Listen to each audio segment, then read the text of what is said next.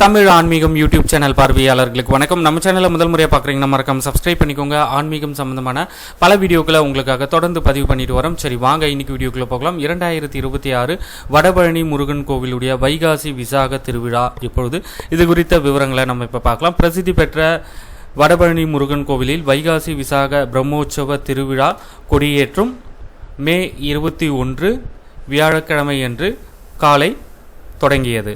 விழாவினை முன்னிட்டு வரும் மே 31ஆம் தேதி வரை தினசரி காலை மற்றும் மாலை நேரங்களில் சூரியபிரபை, சந்திரபிரபை, மங்களகிரி விமானம், ஆட்டுக்கிடா, யானை, குதிரை உள்ளிட்ட பல்வேறு வாகனங்களில் சுவாமி புறப்பாடு நடைபெற உள்ளது.